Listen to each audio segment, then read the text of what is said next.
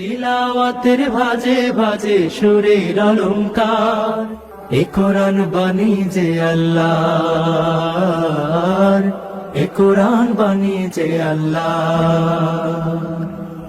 আসসালামু আলাইকুম ওরহমতুল্লাহি ওবরাকাতুহু। আসুন্না ফাউন্ডেশনের অনন্য আয়োজন সহজ সূত্রে কোরআন শিখির ষষ্ঠ পর্বে আপনাদেরকে স্বাগতম। বিগত 5টি ক্লাসে আমরা আরবি হরফসমূহ সম্পূর্ণভাবে শিখেছি এবং পাশাপাশি আমরা আরবি হরফ কিভাবে লিখতে হয় এবং তার কয়টি সূত্র রয়েছে লেখার ক্ষেত্রে সবগুলো আমরা আলহামদুলিল্লাহ শেষ করেছি। আজকে আমরা শিখব আরবি হরফের যুক্ত অক্ষর। আমরা জানি যে হরফগুলো এককভাবে লিখলে এক ধরনের আকৃতি তৈরি হয়, আর যদি আমরা হরফগুলোকে আমরা পরস্পরের সাথে সংযুক্ত করে লিখি তাহলে আকৃতির ভিন্নতা দেখা যায়। আপনি যদি আরবিতে একটি শব্দ লিখতে চান তাহলে বেশিরভাগই আরবি হরফের আসল রূপ দেখা যায় না, সেখানে দেখা যায় আপনার আরবি হরফের পরিবর্তন দেখা যায়।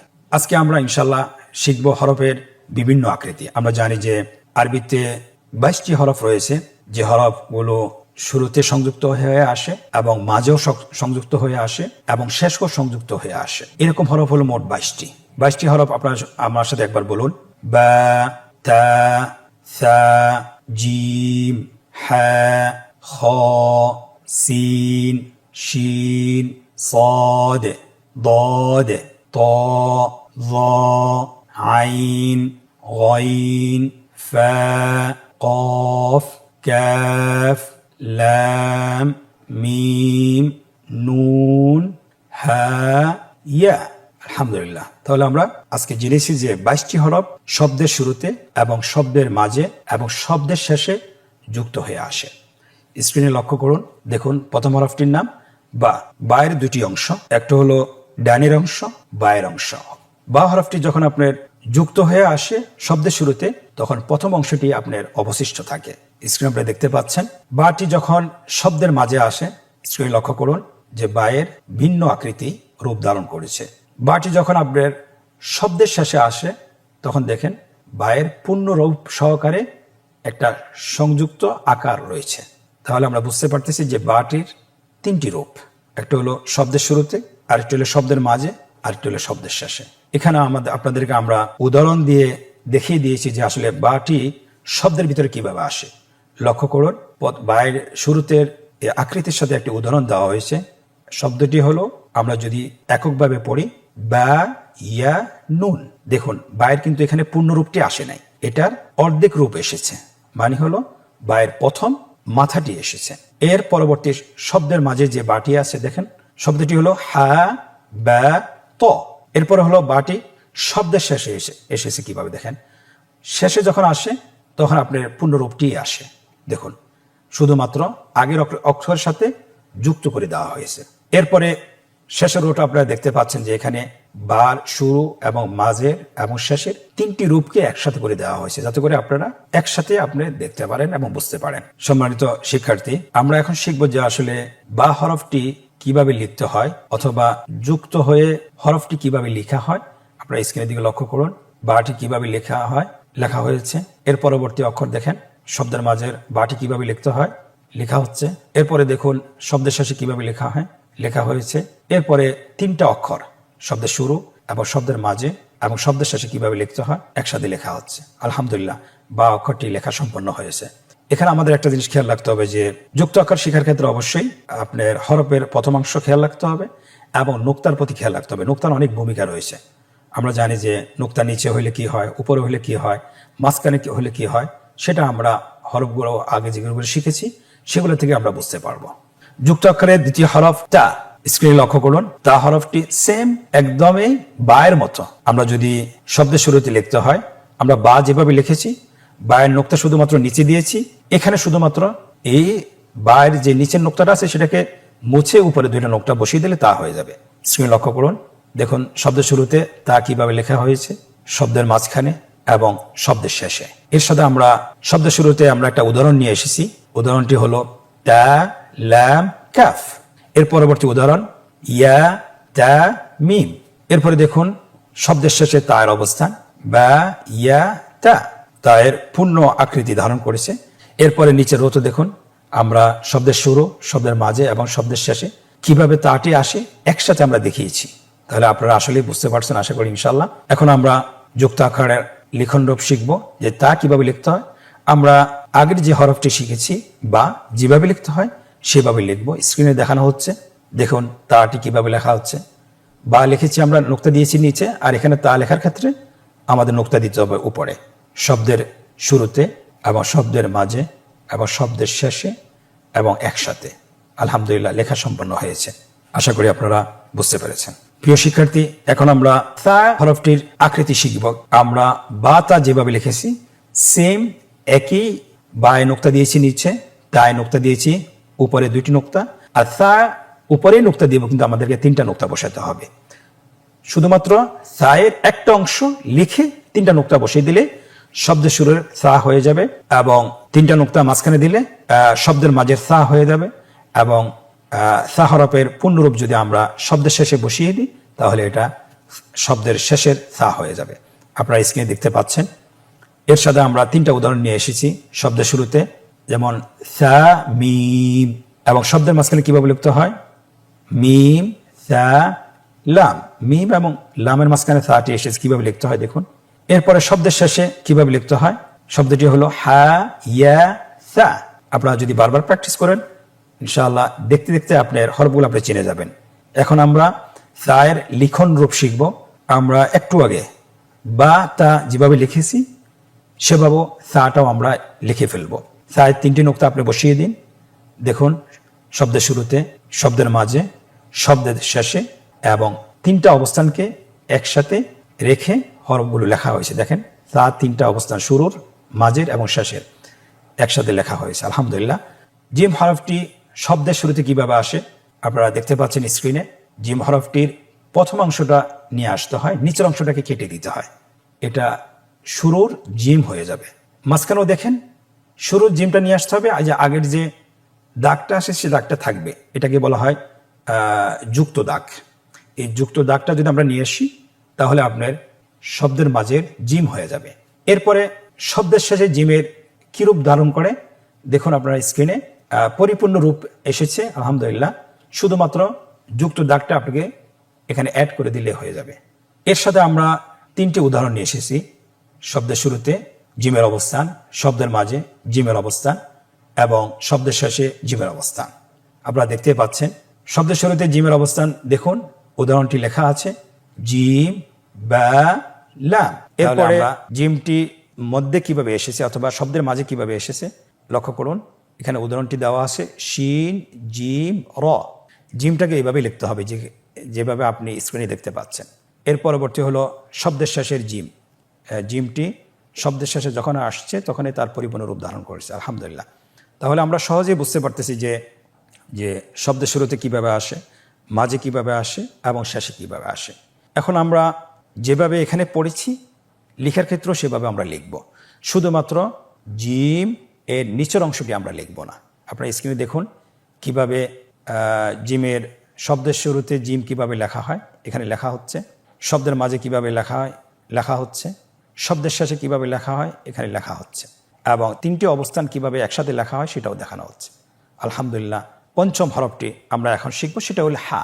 হা আমরা 3টা একসাথে বলতে পারি যে জিম হা খা। এই 3টা আপনার শব্দের শুরুতে আপনার একইভাবে আসবে, শব্দের মাঝে একইভাবে আসবে, শব্দের শেষে একইভাবে আসবে। শুধুমাত্র নোক্তার পার্থক্য, জিমের একটা নোক্তা দিয়ে দিতে হবে আর হায়ের কোনো নোক্তা হবে না, এবং খায়ের উপরে একটা নোক্তা দিতে হবে। তাহলে 3টি রূপ আমরা একসাথেই শিখতে পারবো সহজে। আপনারা দেখতে পাচ্ছেন এখানে হায়ের 3টা উদাহরণ দেওয়া হয়েছে। শব্দের শুরুর অবস্থানটা কিভাবে হয়, হা দাল র, এটা হাটা শব্দের শুরুতে এসেছে। দ্বিতীয় উদাহরণ তা হা ত, দেখেন শব্দের মাঝখানে হায়ের অবস্থান, এটা আপনারা বুঝতেই পারতেছেন। এর পরবর্তী উদাহরণ ফা তা হা, দেখেন হায়ের অবস্থান শব্দের শেষে। খুবই সহজ, শুধুমাত্র আপনি যদি প্র্যাকটিস করুন তাহলে আপনার জন্য সহজ হবে, চিনতেও সহজ হবে এবং পড়তেও সহজ হবে ইনশাআল্লাহ।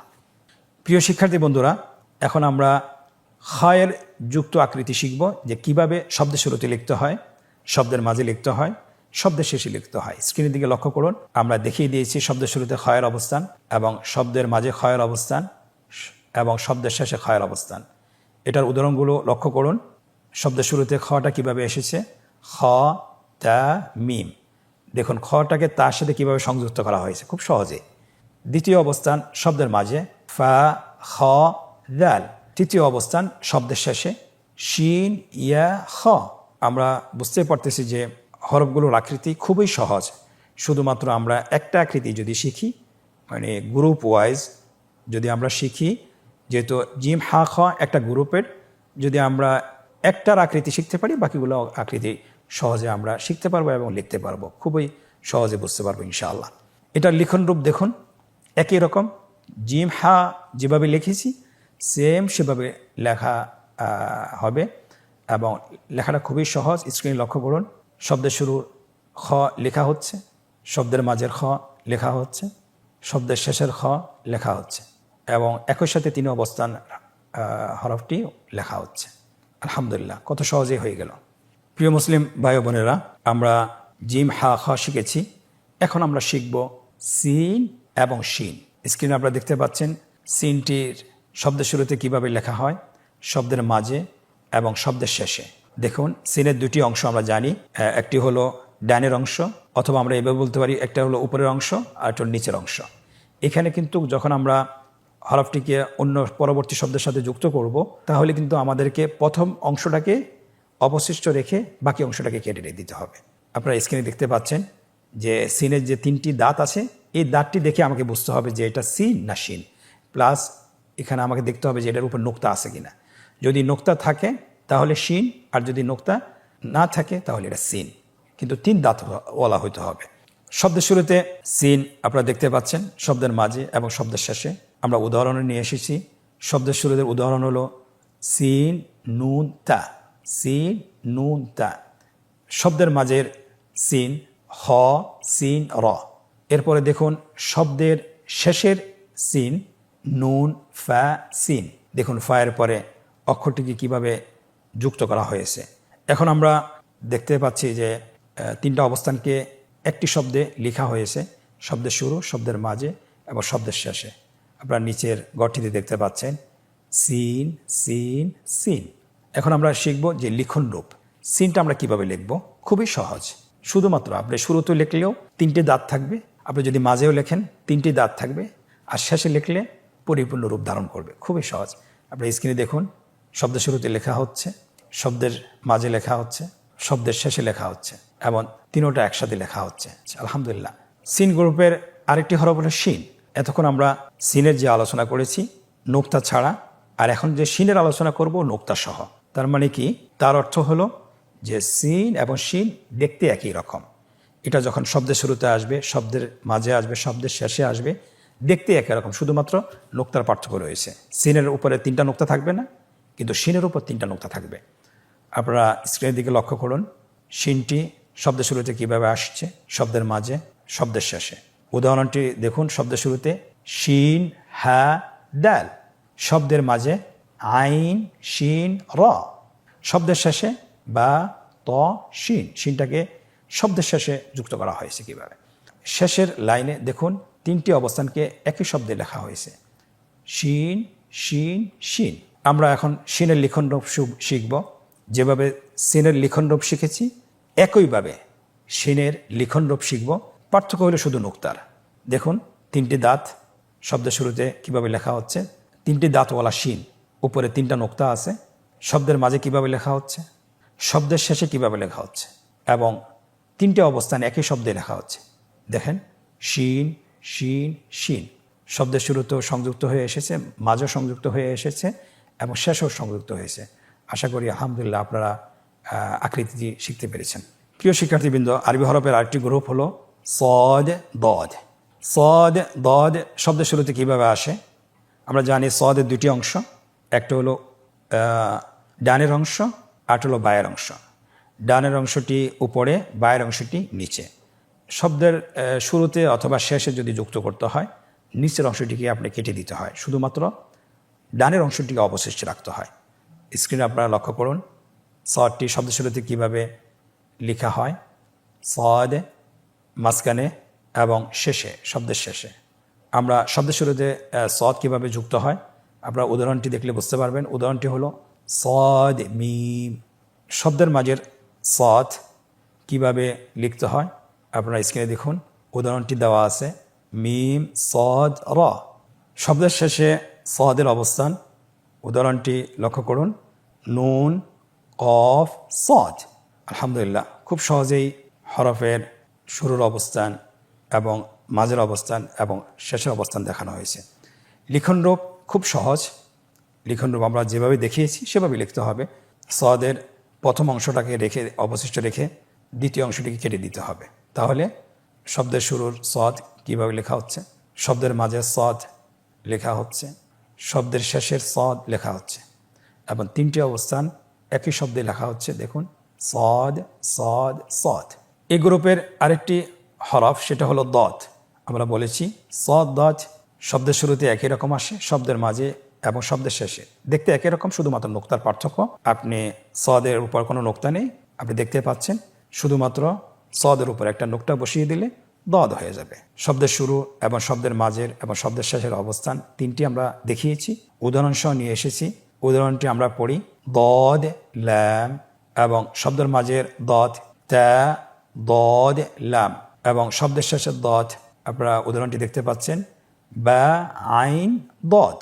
তাহলে খুব সহজেই আপনার দদ হরফটি তার তিনটি অবস্থান আমরা চিনতে পেরেছি এবং আত্মস্থ করতে পেরেছি। এখন আমরা তার লিখন রূপটা দেখাবো, যেভাবে আমরা এখানে উদাহরণ সহকারে দেখিয়েছি।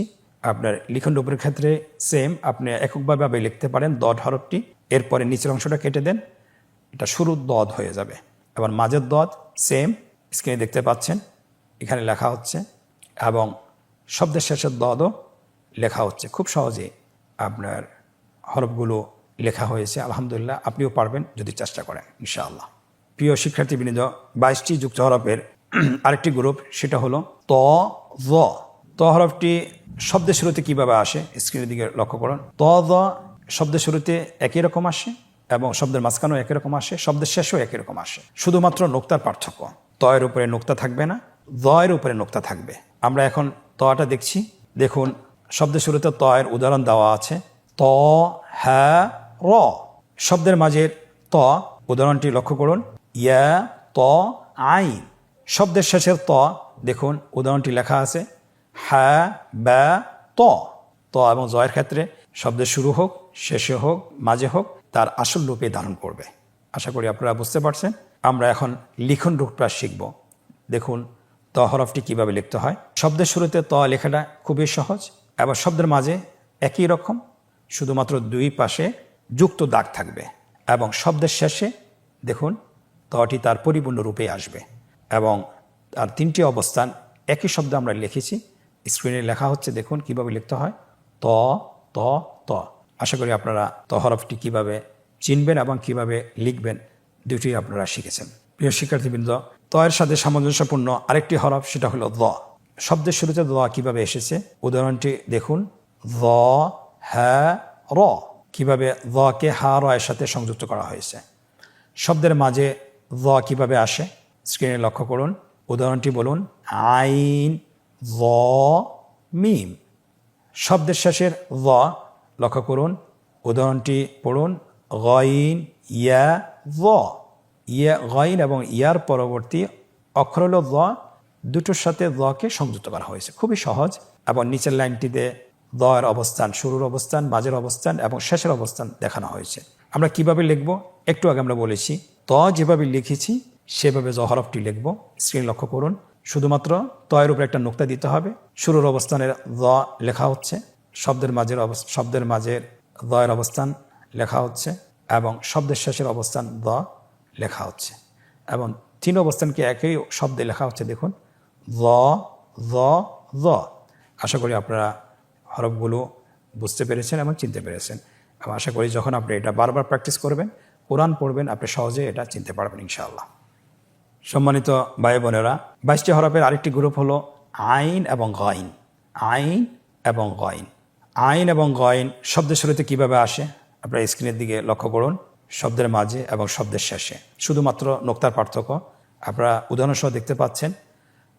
শব্দের শুরুতে আইন কিভাবে লিখতে হয় উদাহরণটি দেখুন আইন ল্যাম মিম। শব্দের মাঝের আইন বা আইন দাল। শব্দের শেষের আইন তার পূর্ণ আকৃতি এসেছে বা ইয়া আইন। শেষ লাইনে দেখুন শব্দের 3টে অবস্থান একসাথে লেখা হয়েছে। আইনটি যুক্ত হয়ে আসেছে প্রত্যেকটি অবস্থানে, শুরুতে, মাঝে এবং শেষে। আইন আইন আইন। আইন হরফটি কীভাবে লিখতে হবে? খুবই সহজ। আপনি যদি শব্দের শুরুতে লিখতে হয়, আইনের প্রথম অংশটি অবশিষ্ট রেখে দ্বিতীয় অংশটি কেটে দেন। আইন তার শুরুর অবস্থানটি অবশিষ্ট থাকবে। এবং শব্দের মাঝে লিখতে হয়, আপনারা স্ক্রিনে দেখতে পাচ্ছেন। এবং শব্দের শেষেও আপনার যদি আইনটি আসে, এটারও একটু ভিন্ন রূপ ধারণ করে। আপনারা দেখতে পাচ্ছেন কীভাবে লিখতে হয় আইনটা। স্ক্রিনের দিকে লক্ষ্য করুন, লেখা সম্পন্ন হয়েছে। এবং আইনটি একই সাথে শব্দের শুরুর, মাঝের এবং শেষের কীভাবে লিখতে হয় এটা স্ক্রিনের দিকে লক্ষ্য করুন। আইন আইন আইন। আলহামদুলিল্লাহ, সম্পন্ন হয়েছে। এই গ্রুপের আরেকটি হরফ গইন। শব্দের শুরুতে গইনের অবস্থান গইন ইয়া র। শব্দের মাঝের অবস্থান বা গইন ইয়া, এবং শব্দের শেষের অবস্থান বা লাম গইন। এবং 3টে অবস্থানকে একই শব্দে লেখা হয়েছে, একই শব্দে দেখানো হয়েছে। দেখুন গইন গইন গইন। আমরা এখন লিখন রূপটা শিখব। লিখন রূপটা আমরা বলেছি দেখতে আইনের মতোই। আইন যেভাবে লিখেছি শব্দের শুরুতে, শব্দের মাঝে, শব্দের শেষে, তেমনিভাবে গইনটিও আমরা সেভাবে লিখব। স্ক্রিনে লেখা হচ্ছে শব্দের শুরুতে, শব্দের মাঝে, শব্দের শেষে, এবং 3টে অবস্থান একই শব্দে লেখা হচ্ছে। লেখা সম্পন্ন হয়েছে। আলহামদুলিল্লাহ, আশা করি আপনারা বুঝতে পেরেছেন। সম্মানিত প্রিয় ভাই ও বোনেরা, আমরা এখন একটি আনন্দদায়ক পর্বে প্রবেশ করব। যে এতক্ষণ ধরে আমরা যে পড়াগুলো পড়তেছিলাম, যে পাঠগুলো পড়তেছিলাম, যে শব্দের অবস্থানগুলো শুরুর এবং মাঝের এবং শেষের অবস্থানগুলো যে পড়তেছিলাম, কতটুকু আমরা আত্মস্থ করতে পেরেছি সেটা আমরা এখন নিজেদেরকে যাচাই করব। প্রথম পর্বে বলা হয়েছে আমাদেরকে নিম্নোক্ত হরফগুলো সঠিকভাবে উচ্চারণ করুন। আমরা যেহেতু একক হরফ শিখেছি এবং যুক্ত অক্ষরও শিখেছি, এই জন্যে আমরা এখন কতটুকু আসলে আত্মস্থ করতে পেরেছি, কতটুকু হরফগুলো আমরা দেখে চিনতে পারবো, সেটা এখন আমরা নিজেদেরকে যাচাই করতে পারবো। আপনারা এখানে দেখুন, স্ক্রিনের দিকে লক্ষ্য করুন এবং বলুন তা জা খ বা। পরবর্তী শব্দ তা বা তা। দেখুন আমরা নোক্তা দেখে কিন্তু চিনে ফেলতেছি। পরবর্তী শব্দ শিন জিম র র বা হা তা হা তা জিম র বা আইন হা صاد ضاد عين غين ظا سين عين فاء نون ثاء باء تاء سين باء حاء طاء باء خاء। আশা করছি আপনারা হরফগুলো বলতে পেরেছেন সঠিকভাবে। আপনার আশেপাশে যে সকল বন্ধুবান্ধব আছে, আপনারা তাদের সাথে তাকরার করতে পারেন, একে অপরকে জিজ্ঞাসা করতে পারেন। যদি সকলে পারে তাহলে বুঝতে পারবেন আপনিও পেরেছেন ইনশাআল্লাহ, আশা করি। এই অনুশীলনের দ্বিতীয় পর্ব, হরফের সাথে রেখা টেনে যুক্ত আকৃতির হরফের মিল করুন। আমরা জানি প্রত্যেকটি হরফের যুক্ত আকৃতি রয়েছে। সো ডান পাশে, ডান কলামে একক হরফগুলো লেখা হয়েছে এবং বাম কলামে যুক্ত আকৃতির হরফগুলো লেখা হয়েছে। শুধুমাত্র আপনাকে যেটা করতে হবে, হরফের সাথে যুক্ত আকৃতির হরফের মিল করতে হবে। প্রথম হরফটি হলো বা। আপনি দেখুন বায়ের যুক্ত আকৃতি হরফ কোন জায়গায় আছে, বায়ের সাথে তার সাথে রেখা টেনে মিল করুন। স্ক্রিনে লক্ষ্য করুন, রেখা টেনে মিল করা হচ্ছে। বায়ের সাথে বা, তায়ের সাথে তা, সায়ের সাথে সা, এইভাবে সবগুলো দেখেন আপনার মিলে গেছে। আলহামদুলিল্লাহ, কত সহজেই হরফগুলো যুক্ত অক্ষরের সাথে মিল করা হয়েছে। আলহামদুলিল্লাহ। আজকের অনুশীলনের তৃতীয় পর্ব, যে নিম্নে যুক্ত আকৃতির হরফগুলো সঠিক স্থানে লিখতে হবে। আপনারা দেখতে পাচ্ছেন এখানে কিছু কলাম দেওয়া হয়েছে, ঘর দেওয়া আছে। উপরে একটা রোতে যুক্ত আকৃতির হরফগুলো লেখা হয়েছে, আর 3টে অবস্থান দেওয়া হয়েছে, শুরুর এবং মাঝের এবং শেষের। আপনার কোন আকৃতিটি কোন জায়গায় বসবে এটা আপনাকে নিজেই নির্ধারণ করতে হবে। স্ক্রিনে লক্ষ্য করুন, প্রথমে ফা লেখা হচ্ছে, এই অক্ষরটি শব্দের শেষে বসবে, এই জন্য শেষের রোতে লেখা হচ্ছে। ত শব্দের শেষে, বা শব্দের শুরুতে, হা শব্দের শুরুতে, সিন শব্দের শুরুতে। এমনিভাবে আপনার স্ক্রিনের দিকে লক্ষ্য করুন, সবগুলো হরফ লেখা হচ্ছে। আশা করি আপনারা চিনতে পেরেছেন এবং বুঝতে পেরেছেন। আল্লাহ সুবহানাহু ওয়া তাআলা আমাদেরকে তৌফিক দান করুন, আমরা যেন তার কোরআন পড়তে যেন সক্ষম হই এবং যেন শিখতে পারি। এবং আপনাদের প্রতি নসিহত থাকলো যে আমরা যে অনুশীলনগুলো শিখব বাসায় চেষ্টা করবো আরেকবার অনুশীলন করার জন্য, বারবার অনুশীলন করার জন্য। এবং যে লেসনগুলো আমরা এখন এই ভিডিওতে লাইভে পড়াচ্ছি সেগুলো আমরা বাসায় অবসর সময় 10 থেকে 20 মিনিট অবশ্যই অনুশীলন করব। আল্লাহ সুবহানাহু ওয়া তাআলা আমাদেরকে তৌফিক দান করুন। আজকের ষষ্ঠ পর্ব থেকে বিদায় নিচ্ছি। জাযাকুমুল্লাহ খায়ের। পরবর্তী পর্বে আবারও দেখা হবে। আসসালামু আলাইকুম ওয়া রাহমাতুল্লাহি ওয়া বারাকাতুহু। আসুন্নাহ ফাউন্ডেশন, উম্মার স্বার্থে সুন্নাহর সাথে।